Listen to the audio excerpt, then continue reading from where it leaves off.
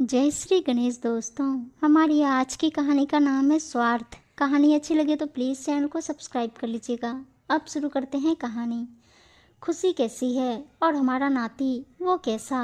10-11 दिन का हो गया। अब तो पता लगने लगा होगा कि किस पर गया है। बताओ ना, अपनी मम्मी पर या पापा पर। हमारे जैसा भी दिखता है क्या कुछ। कविता जी अपने पति को चाय का कप पकड़ाते हुए बोली। सब बढ़िया है। इतने छोटे बच्चे का मुझे तो पता नहीं चलता किस पर गया है। थोड़े दिनों बाद यहीं आएंगे, तब देख लेना। कविता के पति महेश जी ठंडे से स्वर में बोले। अरे बेटी और नाती से मिलकर आए हो और इतनी ठंडी बातें क्यों, क्या बात है। उसकी सास ने कुछ कहा क्या, कुछ कमी रह गई। कविता जी आशंकित स्वर में बोली। अरे नहीं, ऐसा कुछ नहीं है। तुम तो बाल की खाल निकालने लग जाती हो। बस थक गया हूँ और कुछ नहीं है। कह वह अपने कमरे में चले गए और कविता जी वहीं परेशान सी बैठी रह गई। कविता की बेटी खुशी की शादी 1 साल पहले राजेश से हुई थी। एक करीबी रिश्तेदार ने यह रिश्ता बताया था। राजेश एक प्राइवेट कंपनी में अच्छे पद पर था। बस 2 ही भाई थे। कविता व महेश जी ने अच्छी तरह से देखभाल कर रिश्ता तय कर दिया। राजेश व उसके माता पिता को भी खुशी बहुत पसंद थी। रिश्ता तय होने के 2 महीने बाद ही शादी हो गई, क्योंकि महेश जी के भी 2 ही बच्चे थे। बड़ी खुशी और छोटा विजय। विजय अभी अपनी पढ़ाई कर ही रहा था। महेश जी ने खुशी की शादी में अपनी हैसियत से बढ़कर ही दिया। लेकिन अगर ससुराल वाले लालची हो तो उनका किसी तरह से भी पूरा नहीं पड़ सकता। यही सब खुशी के साथ हुआ। इतना कुछ मिलने के बाद भी वह हर सामान में मीन मेख निकाल खुशी को जब तब ताना देते रहते। राजेश खुशी को प्यार तो बहुत करता था, लेकिन अपनी माँ के सामने कुछ भी बोलने की उसकी कभी हिम्मत ना हुई। कुछ दिनों बाद खुशी गर्भवती हो गई। खुशी के माता पिता ने सोचा घर में छोटा बच्चा आने से शायद खुशी के सास ससुर का दिल बदल जाए। लेकिन यहाँ भी खुशी की सास उठते बैठते एक ही बात दोहराती। महंगाई का ज़माना है। आज के समय में तो एक भी लड़की भारी है। वैसे भी हमारे समाज में लड़की की माँ का रुतबा अलग ही होता है। और फिर मेरे तो 2 बेटे हैं।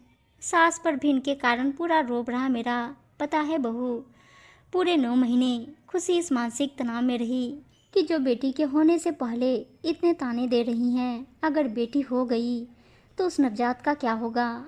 खुशी के माता पिता ने कई बार उसके सास ससुर से इस बारे में बात करनी चाही तो खुशी ने ही मना कर दिया। बोली, मम्मी कहीं बात ना बिगड़ जाए, फिर आप ही तो कहते हो समय के साथ सब सही हो जाएगा। और मुझे तो अभी वहाँ 1 साल भी नहीं हुआ। जब खुशी को बेटा होने की खबर कविता जी को लगी तो उन्हें दोहरी खुशी हुई। एक तो नानी बनने की, दूसरी अब उसकी बेटी के अच्छे दिन शुरू होंगे। जब वह खुशी से हॉस्पिटल में मिलने गई, उस समय उसकी सास पोते की दादी बनने से बहुत खुश थी। कविता जी के मन को तसल्ली होने लगी थी। अब उसकी बेटी के दिन फिर जाएंगे। आज बेटी के यहाँ शुद्धिकरण हवन था, तो कविता जी ने परिवार के कपड़े वे कुछ उपहार दे अपने पति को भेजा था। पति का चेहरा देख वह समझ गई थी कि खुशी के साथ कुछ परेशानी है जो वह छुपा रहे थे। रात को खाना खाने के बाद कविता जी ने उनसे कहा, खुशी ठीक है ना। इस बार वह झूठ ना बोल सके और बोले, नहीं मुझे तो कुछ सही नहीं लग रहा। 10 दिन पहले जब देखा था और आज बिल्कुल मुरझाई लग रही थी। सुनो जी, मुझे कल वहाँ ले चलो, मुझे अपनी बेटी से मिलना है। अरे 15 दिन बाद कुआं पूजन है, फिर चलेंगे सभी। विजय भी तब तक आ जाएगा। नहीं नहीं, मैं 15 दिन तो क्या, 1 दिन भी नहीं रुक सकती। जब तक उससे मिलूंगी नहीं तब तक मुझे चैन नहीं आएगा। अगले दिन महेश जी पत्नी के साथ खुशी के यहाँ पहुँचे। उन्हें देखते ही खुशी की सास ने कहा, अरे आपने तो खबर भी नहीं दी आने की। वैसे कल ही तो आए थे, फिर इतनी जल्दी। 15 दिन बाद कुआं पूजन पर तो आना ही था। मम्मी कैसी बात कर रहे हो आप। राजेश थोड़ा नाराज होते हुए बोला, अरे नाराज क्यों हो रहा है, मैंने क्या गलत कहा। चलो अब आ ही गए हो तो बैठो, मैं चाय लेकर आती हूँ। बहन जी, यह तो कल खुशी से मिल गए थे। जब तक यह समधी जी से बात करे, मैं भी अपनी बेटी व नाती से मिल लेती हूँ। 10 दिन हो गए उसे देखे। अरे हाँ हाँ, चलो मैं भी चलती हूँ आपके साथ। भाग्यवान, इन्हें राजेश ले जाएगा, तब तक तुम चाय पानी का इंतजाम करो। खुशी के ससुर बोले। ना चाहते हुए भी खुशी की सास को चाय बनाने जाना पड़ा। राजेश अपनी सास को खुशी के कमरे में छोड़ बाहर वापस आ गया। अपनी मम्मी को अचानक आया देख खुशी की आंखें खुशी से भर गई। मम्मी आपने तो, कहते कहते उसका गला भर आया। वहीं कविता जी अपनी बेटी को देख स्तब्ध रह गई। ऐसा लग रहा था मानो वह बरसों की बीमार हो और आंखें लाल वे सूजी हुई थी। बेटा, यह क्या हालत बना रखी है तुमने? क्या मुन्ना रात में सोता नहीं? तुम्हारी तो डिलीवरी भी नॉर्मल हुई थी, तो खाने पीने का भी कोई परहेज नहीं। फिर यह हालत कैसे? नहीं मम्मी, आपको लग रहा होगा, मैं तो बिल्कुल ठीक हूँ, सही खाती पीती हूँ। और मुन्ना, वह बेचारा मुझे क्या करेगा? वह कौन सा भला मेरे पास रहता या सोता है? वह तो, क्या मतलब तेरे पास नहीं रहता? तेरे पास नहीं रहता तो फिर कहाँ रहता है? कहते हुए खुशी की मम्मी ने चादर हटाई तो मुन्ना वहाँ नहीं था, मेरी सास के पास। क्या कह रही है तू? इतना छोटा बच्चा, माँ से अलग, लेकिन क्यों? पता नहीं। वह कहती है कि अगर इसका तुझ में मोह पड़ गया तो फिर तुझे काम नहीं करने देगा, तुझे अपने पास में बैठाए रखेगा और तू ना दिखेगी तो रोता रहेगा। वो तो मेरा दूध भी उसे ढंग से पीने नहीं देती। उस दिन तो मेरे ससुर से कह रही थी कि मैं तो इसकी छाया भी अपने पोते पर नहीं पड़ने दूंगी। कह खुशी रो पड़ी। आज कविता जी को समझ आया कि उसकी बेटी की ऐसी हालत क्यों हो रही है। जिस माँ से उसका बच्चा अलग कर दे तो उसका और क्या हाल होना था। तभी खुशी की सास आ गई। उसे देखते ही खुशी चुप हो गई। क्यों बहू, मुझे देखकर चुप क्यों हो गई? और भर लेती मेरे खिलाफ अपनी माँ के कान। मम्मी जी, वो तो मैं बस हरदम चहकने वाली अपनी बच्ची को आज अपनी सास के सामने इतना डरावे सहमा देखकर कविता जी को अपने आप पर बहुत गुस्सा आ रहा था। आए भी क्यों ना, हम लोग बचपन से ही अपनी बेटियों को छोटी से लेकर बड़ी बात को सहने की शिक्षा देते हैं। ससुराल भी उसे इसी शिक्षा के साथ विदा करते हैं कि परिवार में सामंजस्य बिठाकर चलना। कोई कुछ कहे तो चुपचाप उसे सहन कर लेना।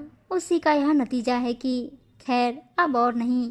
बहन जी, मेरी बेटी कान नहीं भर रही थी, सिर्फ बात बता रही थी।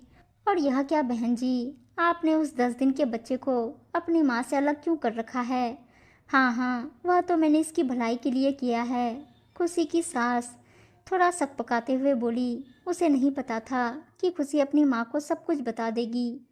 मेरी बेटी की भलाई के लिए नहीं, आप अपने स्वार्थ के लिए ये सब कर रही हैं। यह क्या कह रही हैं आप? मेरा क्या स्वार्थ है? मैं तो बस यही चाहती हूँ ना कि बहू आराम करे, यह उसे तंग ना कर सके। इतना भर होता तो बहन जी आप अपनी इस 10 दिन की जच्चा के साथ यहीं सोती, जैसे कि सभी घरों में होता है, जिससे कि जच्चा बच्चा दोनों की देखभाल हो सके। जब आपको इतना ही ज्ञान है तो यह भी पता होगा कि छोटे बच्चे अपनी माँ को खुशबू से उन्हें पहचान लेते हैं। वह फिर भला मेरी गोदी में क्यों रहेगा? उसे तो अपनी माँ ही चाहिए ना। थोड़ा नाराज हो अपनी सफाई देते हुए बोली। हाँ तो बहन जी, मैं भी तो यही कह रही हूँ, छोटे क्या, बच्चे चाहे कितने भी बड़े हो जाए, उनकी माँ का स्थान तो कोई नहीं ले सकता। आप दूर ही क्यों जाते हो? आपके दोनों बेटों को भी तो आपकी सास ने आपकी गंध से दूर रखा था ना। फिर भी वह आपके कितना करीब हैं। इतना तो अपनी पत्नी के भी नहीं। और हाँ, उस बूढ़ी दादी की तो बिल्कुल नहीं, जिस बेचारी ने यह सोच अपनी रातें काली की कि अपने पोतों को इस तरह उनकी माँ से दूर कर अपने वश में कर लूँगी। क्या हुआ उनका? कुछ भी नहीं ना। गांव में अकेली रह रही है। तो बस बहन जी, मैं तो यही कह रही हूँ कि उसमें भी इसी खानदान का खून है। कितना भी से अपनी माँ से अलग कर लो, बाद में यह भी अपने पिता की तरह से ही अपनी माँ का ही बनकर रह जाएगा। बहन जी, आपका ही पोता है, दादा दादी का तो काम ही अपने नन्हे नाती पोतों को खेलने खिलाने का है, लेकिन माँ की जगह कोई नहीं ले सकता। यह बात आप अभी से समझ ले तो ज़्यादा बेहतर है। खुशी की सास को काटो तो खून नहीं। अपनी चोरी पकड़े जाने पर उनका चेहरा सफ़ेद पड़ गया। कविता जी ने उन्हें उनके अतीत के साथ साथ भविष्य का आईना भी दिखा दिया था। उनसे कुछ कहते नहीं बन रहा था। तभी अपने कमरे से उन्हें अपने छोटे से पोते के रोने की आवाज़ आई और उन्होंने जल्दी से लाकर उसे खुशी की गोद में दे दिया। ले बहू, संभाल इसे, मैं थोड़ा काम निपटा लूं। कह वह जल्दी से कमरे से निकल गई। खुशी ने अपने बेटे को अपने छाती से लगा लिया और उस पर अपनी ममता की बारिश करने लगी। देखकर खुशी की मम्मी की आंखें भर आई। उन्होंने खुशी के सिर पर हाथ रख दिया, मानो कह रही हो कि आज के बाद कभी भी अपने आप को किसी मोड़ पर अकेला मत समझना। उम्मीद है दोस्तों कहानी अच्छी लगी होगी, और अच्छी अच्छी कहानियां सुनने के लिए चैनल को सब्सक्राइब और वीडियो को लाइक शेयर जरूर कर दीजिएगा। धन्यवाद दोस्तों।